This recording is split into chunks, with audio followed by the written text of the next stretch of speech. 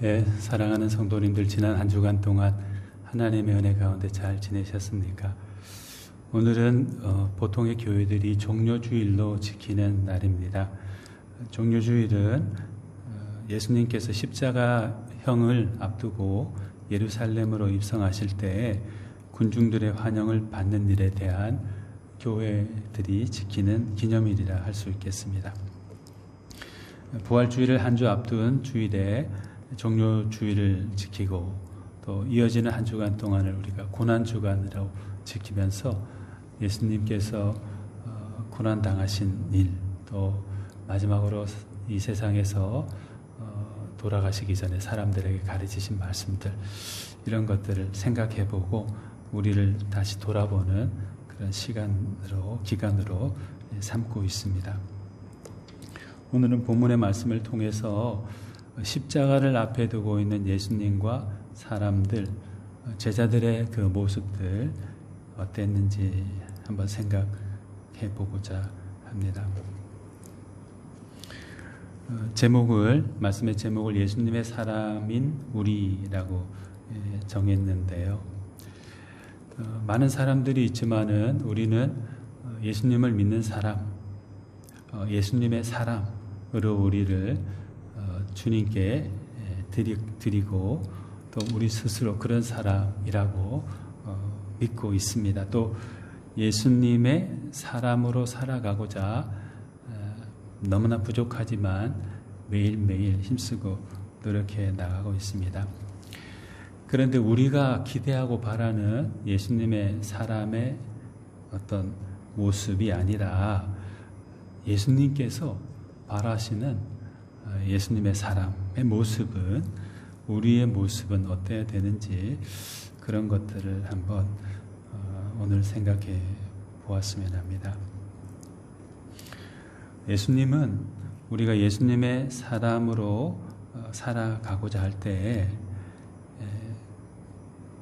순종하는 사람, 예수님께서 기뻐하시는 사람이 되어가기를 원하시리라 생각합니다. 6월절은 과거 유대인들이 애굽에서 노예 생활하던 것에서 하나님의 은혜로 구출함 받고 탈출하게 된 날을 기념해서 지키는 그런 종교적인 명절이었습니다. 그런 의미에서 6월절은 굉장히 기쁜 날이고 감사가 넘치는 날이고 찬양 드려야 되는, 하나님께 찬양을 드려야 되는 그런 아주 큰 명절이었습니다. 자신들을 해방시켜 주시고 자유인이 되게 해주셨으니까 얼마나 좋은 날이에요. 그런데 이런 기쁨과 감사의 날에 본문에 보면 대제사장들과 서기관들은 엉뚱한 생각을 하고 있었습니다. 본문 1절, 2절 말씀에 보시면은 6월절이라 하는 무교절이 다가오매 대제사장들과 서기관들이 예수를 무슨 방도로 죽일까 궁리하니. 대제사장 서기관들은 누구보다도 하나님에 대한 열심이 있었고 말씀에 대한 이해도 깊은 그런 분들이었잖아요. 말씀과 예전의 전문가라고 할 수 있는 그런 분들이었습니다. 그런데 하나님의 뜻을 깊이 연구해서 바르게 알고 또 하나님이 기뻐하시는 일들을 하면서 살아야 될 이 사람들이었는데 이분들이 하나님의 뜻을 제대로 이해하지 못했어요. 또 하나님께 찬양을 드리는 일을, 감사하는 일을 제대로 수행해 나가지 못했어요. 왜냐하면 그들의 초점이, 시선이 잘못 맞추어져 있었기 때문에 그렇습니다. 어떤 초점이죠? 예수님을 향한 시선과 초점, 이해죠. 하나님 아버지께서 세상의 모든 사람들을 위해서 보내주신 구세주 예수 그리스도를 그리스도라 보지 않고 선생님으로 보지 않고 아주 나쁜 사람으로 보았던 거죠. 무슨 방도로 죽일까 서로 궁리했다 그랬죠. 찬양드리고 높여드려야 될 그 예수님을 어떻게 하면은 죽일 수 있을까라고 생각하면서 죄인 취급, 범죄자 취급을 했던 것입니다.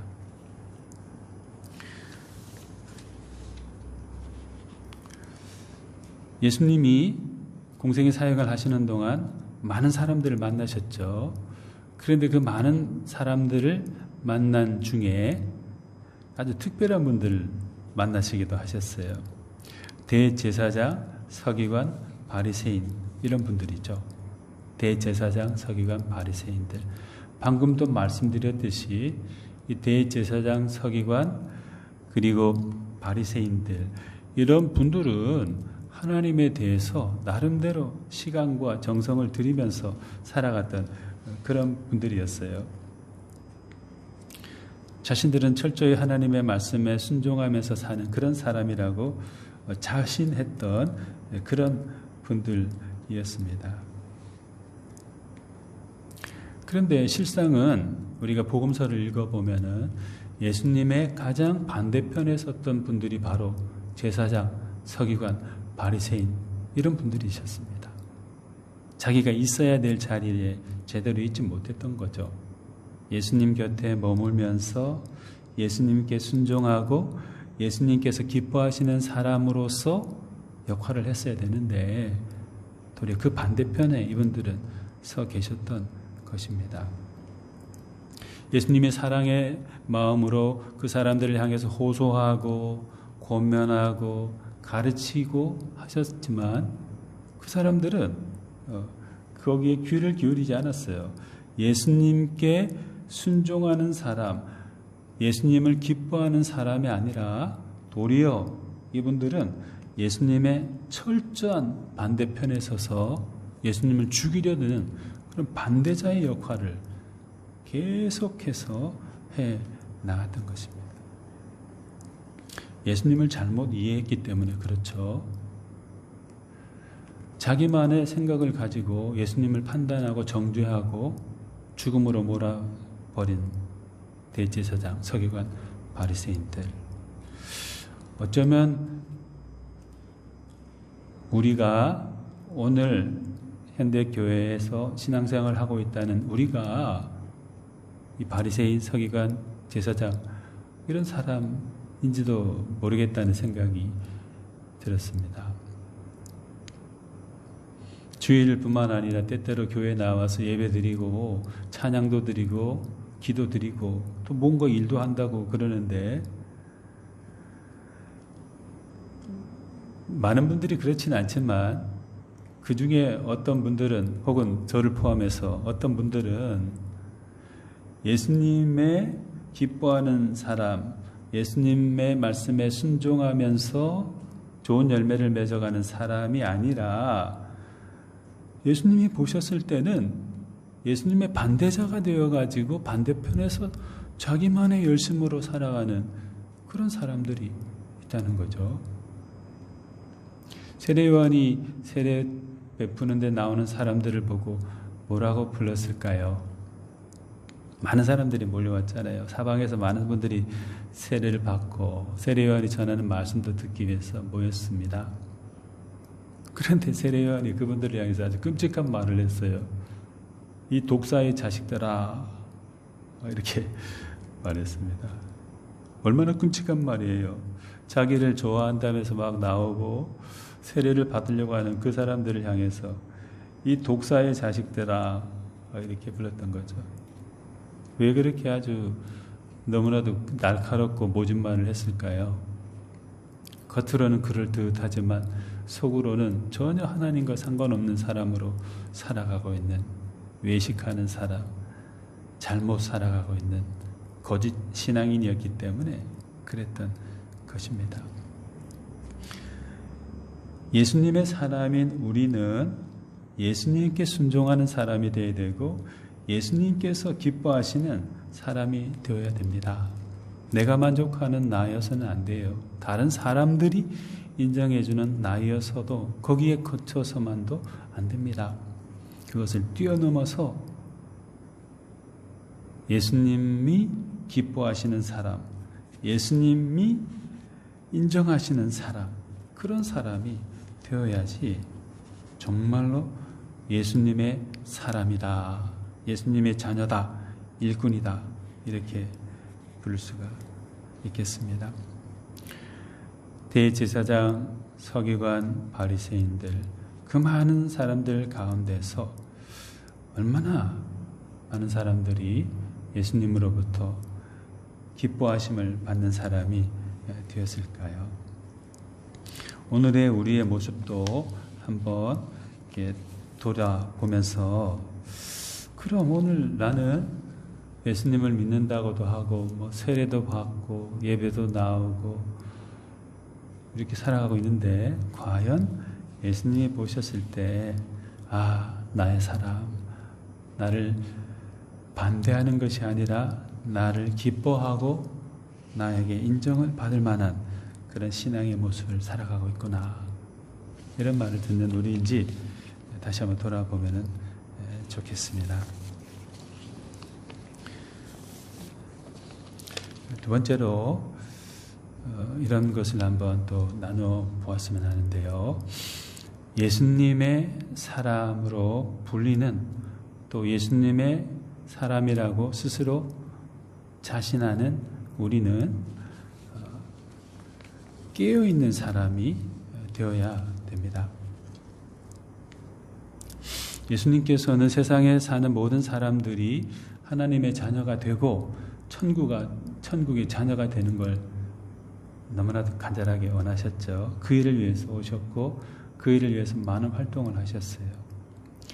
그래서 여러 지역을 방문하셔서 사람들을 만나시고 하나님 나라에 대해서 설명도 해주시고, 또 말씀으로 뿐만 아니라 놀라운 일들도 보여주시면서 확신을 갖도록도 해주셨습니다. 이런 예수님의 사랑의 열심 덕분에 많은 사람들이 하나님 아버지께로 돌아오게 되었고 예수님의 제자가 되기까지 했어요. 그런데 이런 많은 이 주님의 사랑 가운데 말씀을 통하여 거듭난 사람들, 그 사람들 중에 특별한 12명이 있었죠. 12분의 사람들을 예수님이 내 제자다라고 부르셔서 같이 사역도 하시고 또 가장 가까이서 말씀도 가르치시고 그렇게 하셨어요. 많은 사랑을 경험한 그런 분들이 바로 이 12제자였습니다. 제일 예수님 가까이에서 제일 많이 예수님의 말씀을 듣고 경험하던 사람들이 바로 이 제자들이었습니다. 그런데 이렇게 많이 예수님의 사랑을 받았고 그분 가장 가까이에 있었던 사람들이 복음서를 우리가 읽어보면 안타깝게도 예수님을 배신하고 떠나버리고 말았죠. 예를 들어서 본문 4절에서 6절에 소개되어 있는 유다라는 분이 있는데 성경은 가룟 유다에 대해서 이렇게 말씀하고 있어요. 이에 유다가 대제사장들과 성전 경비대장들에게 가서 예수를 넘겨줄 방도를 의논하며 그들이 기뻐하여 돈을 주기로 언약하는지라. 유다가 허락하고 예수를 무리가 없을 때 넘겨줄 기회를 찾더라 했습니다. 가룟 유다는 예수님과 가까이에 있으면서 예수님의 말씀을 들었고 예수님께서 행하시는 많은 이적들도 경험한 사람이었습니다. 또 회개 역할도 담당했던 나름대로 신뢰받는 그런 사람이기도 했었어요. 그런 사람으로 이제 보였던 것이죠. 그런 유다였지만 사탄이 유다에게 들어가자 안타깝게도 이 가룟 유다는 예수님의 반대자가 되어버리고 말았고 예수님을 죽이려 드는 사람들, 곧 대제사장, 성전 경비대장들에게 가서 예수님을 넘겨줄 방법을 의논하는 사람이 되어버리고 말았습니다. 가룟 유다가 무슨 이유로 어떤 계기로 예수님을 이렇게 다른 적들에게 돈을 받고 팔게 되었을까, 배반하게 되었을까? 구체적으로 잘은 모르지만 분명한 것은 그렇게도 충실하고 또 신뢰받기도 했었던 가룟 유다가 넘어질 수밖에 없었던 것은 성경은 말씀하기를 사탄이 유다에게 들어갔기 때문에 그런 일이 일어났다. 이렇게 이제 그런 식으로 말씀하고 있죠. 깨어 있어서 사탄이나 나쁜 생각들이 들어오지 못하도록 방어하고 있어야 되는데, 자기 자신을 마음의 문을 지키고 있어야 되는데 가룟 유다는 그걸 못했던 거죠. 깨어 있지 못했던 것입니다. 베드로전서 5장 8절에서 9절 상반절의 말씀에 사도 베드로가 본도, 갈라디아, 갑바도기아, 아시아와 비두니아에 흩어져 있는 성도들에게 이렇게 권면했습니다. 근신하라, 깨어라, 너희 대적 마귀가 우는 사자같이 두루 다니며 삼킬 자를 찾나니 너희는 믿음을 굳건하게 하여 그를 대적하라. 이렇게 말했습니다. 근신이라는 말은 말이나 행동을 조심하고 깨어있는 것, 그걸 이제 근신한다라고 말하죠. 어느 한순간만 근신하고 깨어있어서 되는 일이 아니고요. 항상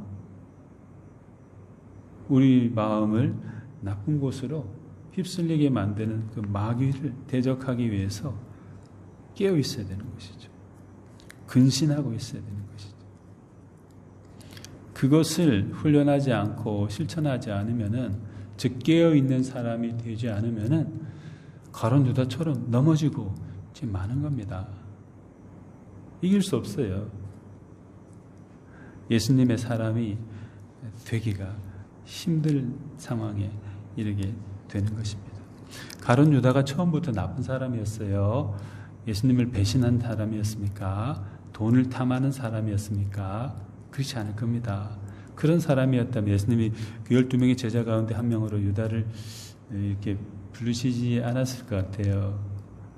나름대로 믿음직하고 돈을 맡길 정도니까 신실하고 착하고 그런 사람이었을 텐데, 결국에는 깨어있지 못했기 때문에, 근신하지 못했기 때문에 처음에 세웠던, 굳게 마음먹었던 예수님에 대한 사랑에서 저 멀리로 떠나가 버리게 된 것이죠. 얼마나 안타까운 일입니까? 마태복음 24장 42절에서 예수님께서 사람들에게 이렇게 말씀하셨습니다. 그러므로 깨어 있으라. 어느 날에 너희 주가 임할는지 너희가 알지 못함이니라. 마태복음 25장 13절에서도 그런즉 깨어 있으라. 너희는 그 날과 그 때를 알지 못하느니라. 흔히 어떤 분들이 종말론적인 신앙 생활을 해야 된다, 이렇게 이제 말씀하기도 하죠. 주님이 오실 날이 수억 년 후다 생각해버리고 언제 올지 모르는데 어떻게 항상 이렇게 좀 마음을 꽉 이렇게 붙잡고 있어야 되나, 이렇게 느슨하게 되지 말고 언제 오실지 모르기 때문에 더더욱 순간순간마다 깨어있으라고 예수님께서 그렇게 말씀하셨죠. 그러므로 깨어있으라. 어느 날 너희 주가 임할는지 너희가 알지 못하기 때문이다. 주님이 그렇게 말씀하셨어요. 항상 깨어있으라는 말이죠. 좋을 때는 물론이고 어려울 때는 어려울 때일수록 더더욱 깨어있어야지 넘어지지 않게 되는 것이죠. 예수님의 사람으로서의 그 정체성을 지킬 수 있고 그 뿌리를 더욱 굳건하게 만들 수 있는 자리가 되는 것입니다. 가룟 유다는 여러 가지 다른 이유들이 있었겠지만 깨어있지 못했기 때문에 실패한 제자가 되었어요. 제자라는 그 그룹에서 이탈하는 사람이 되어버리고 말았습니다. 사랑하는 성도님들, 우리 모두는 이런 것들을 반면교사 삼아서 좋을 때는 물론이고 어려울 때는 어려울 때일수록 더더욱 깨어있어서 주님을 희미하지만, 아니 보이지도 않지만, 그러나 그 너머에 분명히 계신, 우리의 시선이 아직 닿지 못하고 우리의 마음에 아직 느끼지 못하지만 여전히 그 자리에 계신 그 주님을 신뢰하고 바라보고 소망하면서 깨어있는 사람, 그런 우리가 되어야 되겠습니다. 그러므로 깨어있으라, 그런즉 깨어있으라, 간절하게 권면하시고 부탁하셨던 그 예수님의 말씀을 우리 마음에 꼭 심어두고 깨어있는 사람, 그런 우리가 그런 예수님의 사람이 되도록 해야 되겠습니다. 예수님은 또 예수님의 사람인 우리가 섬기는 자가 되기를 원하실 것입니다.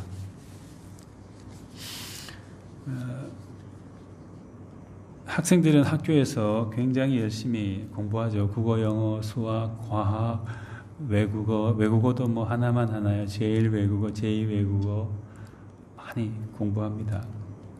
또 열심히 시험 공부를 해서 좋은 성적을 얻으려고 노력하고, 또 그런 아주 열심, 근면함, 성실함 때문에 또 그걸 기초로 이 아이들이 또 좋은 학교에, 상급 학교에 또 입학하게 되고 또 좋은 직장에 가게 되기도 하고 그렇습니다. 그런데 열심히 공부해서 좋은 성적을 얻고 또 좋은 직장에 다니고 돈을 또 많이 벌고 입힘양명 출세하는 사람, 성공하는 사람이 되고 하는 그 자체는 너무나 이제 좋죠. 우리도 그런 사람이 되고 싶어 하잖아요. 또 우리 자녀들도 그런 사람들이 되기를 바라요. 그리고 그런 일을 잘 할 수 있도록, 그런 길을 갈 수 있도록 최선의 도움이 되려고 우리가 많이 뒷바라지도 해줍니다. 그런데 대개의 경우에, 그렇지 않은 분들도 많으시겠지만 대개의 경우에 공부를 열심히 해서 공부를 잘하게 되고 좋은 성적을 얻고 좋은 직장에 가서 돈을 많이 벌고 하는 것은 좀 이제 나이방이긴 하지만 목적이 뭘까요? 편하게 살고 잘 살고 그러기 위해서 이제 대개는 하죠. 내가 아주 정말 깨끗한 마음으로 이런 분야에서 정말 인류를 위해서 기여하는 사람이 되고 싶다 해서 밤잠도 자지 않고 막 하는 분도 계시지만은 비율상 상대적으로 보면은 열심히 해가지고 성공해야 되겠다. 성공해야 되겠다. 다른 사람들이 우러러 볼 수 있는 위치에 내가 올라가야 되겠다. 내 자녀도 그런 위치에 올라가는 사람으로, 사회인으로 살면 좋지 않겠냐. 이런 생각 때문에 우리 자신도 열심히 공부하고 노력하고 자녀들도 그렇게 할 수 있도록 잘 뒷바라지를 해주려고 합니다. 그게 나쁜 거 아니에요. 한 번 살아가는 인생인데 거기서 아주 효율적으로 살아서 성공적인 무언가를 얻어낼 수 있다면 얼마나 좋아요. 그만큼 근면하고 성실한 사람이었다는 것을 증명하는 것이 되는 것도 되니까 나쁘다고 할 수 없습니다. 그런데 그것 자체가 인생의 궁극적인 목적이 되어 버려서는 안 되죠. 예수님의 사람인 우리에게 있어서는 더더욱 그렇습니다. 예수님께서 제자들에게 이런 그 배경에서 여전히 살아가고 있었던 제자들에게 안타까워하신 것이 있었는데요. 제자들 또한 나름대로의 제자 그룹 안에서의 성공이랄까, 또는 그런 자기 사역의 분야에서의 성공, 소위 말하는 성공, 그런 것에 대한 욕구들을 가지고 있다는 걸 좀 눈치채시고 또 좀 꾸중도 하시고 했던 것 같아요. 예를 들면 24절 말씀에 보면은 이런 말씀이 있는데, 또 그들, 제자들입니다. 또 제자들 사이에 그 중에 누가 크냐 하는 다툼이 난지라, 이렇게 기록되어 있어요. 그들 사이에 그중 누가 크냐 하는 다툼이 난지라. 아니, 우리들 가운데 그래도 내가 당신보다 좀 더 낫지 않냐? 내가 실력이 더 좋지 않냐? 내가 또 사람들을 더 많이 동원해낼 수 있지 않냐? 내가 말 잘하잖아. 난 이런 분야에서 최고인 것 같은데. 이렇게 막 서로 이야기하다가 이야기가 언쟁이 돼가지고 다툼이 되고 마음도 상하고 그렇게 되었던 것이죠. 제자들이 항상 봤던 것은 예수님의 나누어 주시고 다른 사람을 배려하고 그들을 북돋워 주어서 살리는 것, 예수님 가지신 거 다 주시면서까지도 다른 사람을 높여주고자 하는 그냥 섬기는 모습으로서의 예수님, 그걸 보여주기 원하셨어요. 제자들도 그런 섬기는 사람, 자기의 것을 다른 사람들을 위해서 제공하면서라도 그들이 살아갈 수 있도록 도와주는 사람이 되기를 원하셨습니다. 또 그걸 보여주시고 가르쳐 주셨어요.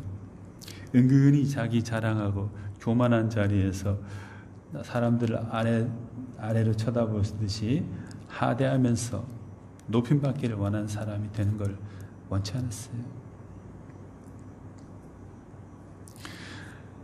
서로 내가 좀 더 크다, 누가 크냐 이렇게 다투고 있는, 다툼이 난지라고 했으니까 막 언쟁이 있었다는 거죠. 그런 제자들을 향해서 주님께서 25절, 27절에서 이렇게 말씀하셨습니다. 예수께서 이르시되 이방인의 임금들은 그들을 주관하며 그 집권자들은 은인이라 칭함을 받으나 너희는 그렇지 않을지니 너희 중에 큰 자는 젊은 자와 같고 다스리는 자는 섬기는 자와 같을지니라. 앉아서 먹는 자가 크냐 섬기는 자가 크냐? 앉아서 먹는 자가 아니냐? 그러나 나는 섬기는 자로 너희 중에 있노라 말씀하셨습니다. 왜 그렇게 싸우니? 왜 서로 잘났다고 그러니? 나는 너희가 스승으로 섬기고 따르고 있는 나는 섬기는 자로 너희 가운데 있다. 너희 중에 아주 제일 뛰어나다고 자부하는 제자도 나는 섬기기를 원하고 제일 못났다고 무시받는 제자도 나는 섬기기 위해서 너희 가운데 있다. 또 그런 사람으로 살아가고자 한다. 예수님께서 그런 의미의 말씀을 하신 거죠. 나는 섬기는 자로 왔다고 말씀하셨으니까요.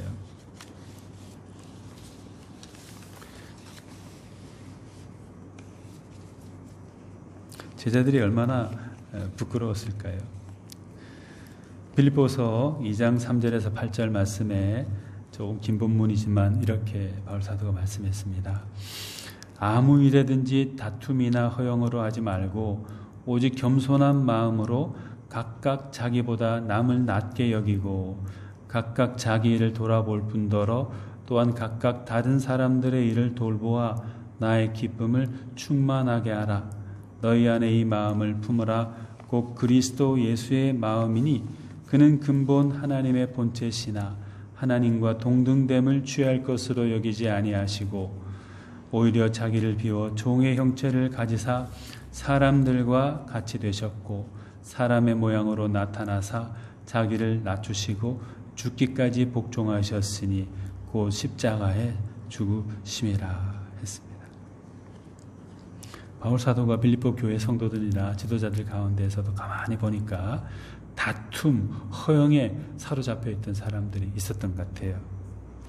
내가 잘났다, 내가 더 높다 이렇게 힘주면서 지냈던 사람들이 있었던 것 같아요. 그런 사람들을 보면서 곤면한 거죠. 무슨 일을 하든지 다툼이나 허영으로 하지 말고 오직 겸손한 마음으로 각각 자기보다 남을 낮게 여기면서 일하라. 자기를 비워 종의 형체를 가지사 사람들과 같이 되신 우리 주님을 본받아서 살아가도록 하고 일하도록 해라. 그것이 예수님의 사람인 우리의 갈 길이 아니냐라고 빌립보 교회 성도들과 지도자들에게 이제 말씀한 것이죠. 예수님은 제자들의 발을 씻으실 정도로 제자들을 사랑하셨고 그 맨발로 슬리퍼를 신었겠지만 맨발로 막 다니면서 얼마나 더러웠겠어. 냄새나는 그곳을 씻으시고 그들을 가르쳐 주시고 사랑해 주셨어요. 그분을 주님으로 부르는 우리는, 예수님의 사람인 우리는 어떤 사람이 그럼 되어야 되겠습니까? 우리도 섬기는 사람이 되어야 되겠죠.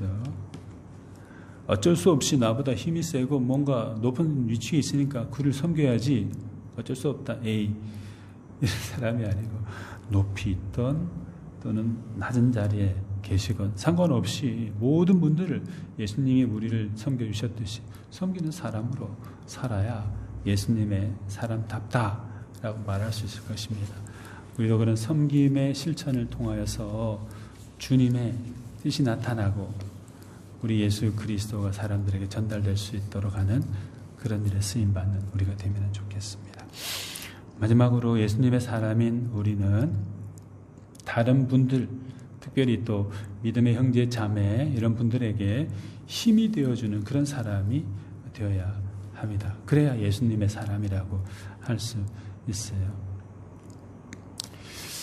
오래 살진 않았지만 살아가면서 느끼는 게, 야, 혼자서 살아가기는 참 힘든 세상이다, 이런 걸 이제 간혹 뼈저리게 느낄 수도 있는데요. 나 혼자 뭐 잘할 수 있을 것 같지만은 할 수 있는 일이 그다지 많지 않아요. 결국은 따지고 보면은 많은 분들의 도움, 그분들이 힘이 되어주는 것 때문에 현재 내가 있는 거고, 또 한 발 앞선 내가 되어갈 수 있는 거죠. 혼자서는 세상을 제대로 살아갈 수가 없는 것이 바로 우리 인간이라는 존재입니다. 하나님께서 세상을 처음 만드셨을 때, 천지를 창조하실 때도 가장 강력하고 우월한 하나의 존재만을, 사람만을 만드신 게 아니었잖아요.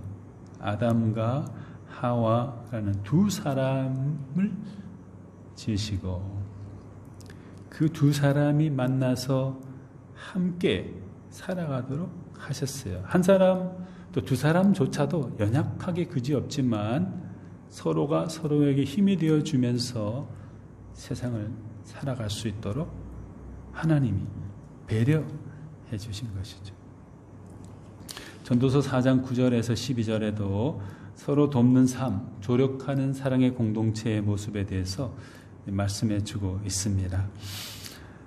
두 사람이 한 사람보다 나음은 그들이 수고함으로 좋은 상을 얻을 것임이라.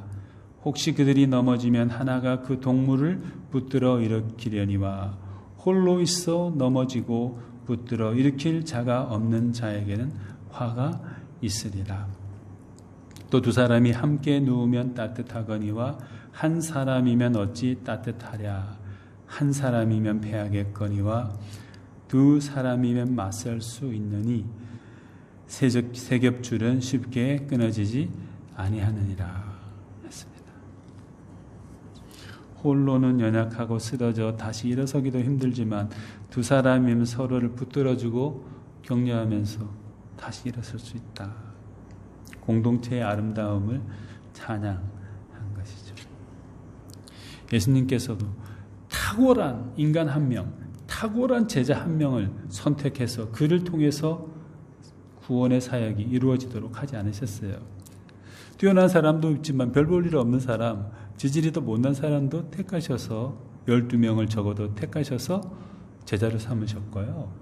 12명뿐만 아니라 또 다른 여러 사람들, 많이 배웠건 많이 배우지 못했건, 건강했건 건강하지 못하건, 심지어는 죽은 사람까지도 살리시면서 그들을 예수님의 사람, 예수님의 제자가 되도록 해서 다른 사람에게 힘을 불어넣어주는 예수 그리스도를 통한 사랑의 힘, 구원의 힘, 믿음의 힘, 소망의 힘을 불어넣어주는 사람이 되도록 만들어 주셨던 것입니다. 그 일을 위해서 12명의 제자를 부르셨기도 하셨죠.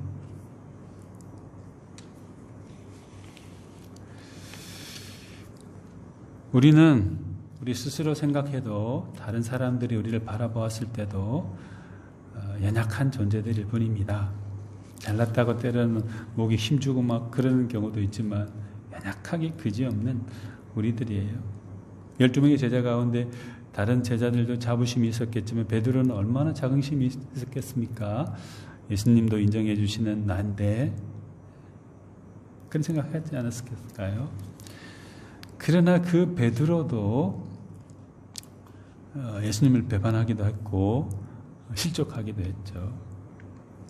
그런데 본문 31절에서 32절에 보면은 예수님께서 시몬 베드로에게 이렇게 말씀하셨어요. 시몬아 시몬아 보라, 사탄이 너를 밀가부르듯 하려고 요구하였으나 그러나 내가 너를 위하여 내 믿음이 떨어지지 않기를 기도하였노니 너는 돌이킨 후에 내 형제를 굳게 하라. 공동번역 개정판에는 또 이렇게 해석하고 있는데, 시몬아 시몬아 들어라, 사탄이 이제는 키로 물을 까부르듯이 너희를 제멋대로 다루게 되었다. 그러나 나는 내가 믿음을 잃지 않도록 기도하였다. 그러니 내가 나에게 다시 돌아오거든 형제들에게 힘이 되어 다오 했습니다. 굉장히 감격스러운 부분이죠. 예수님을 배반하기도 하고 교만하게 나서기를 좋아하게 됐던 베드로였는데, 시몬아 시몬아 들어라, 사탄이 이제는 키로 밀을 까부르듯이 너희를 제멋대로 다루게 되었다. 그렇지만 그러나 나는 네가 믿음을 잃지 않도록 기도하였다. 그러니 네가 나에게 다시 돌아오거든 형제들에게 힘이 되어 다오. 이렇게 말했습니다. 실패의 나락에 떨어져 있는 그 베드로에게 오셔서 주님이 이 말씀을 해주신 거죠. 실패했다고 생각하지 마라. 끝이라고 생각하지 마라. 나는 내가 믿음이 떨어지지 않도록 기도하였다. 네가 나에게 다시 돌아오거든 너의 형제들에게 힘이 되어주는 그런 사람이 되고 그런 일들을 하도록 하여라. 이렇게 말했을 것이죠.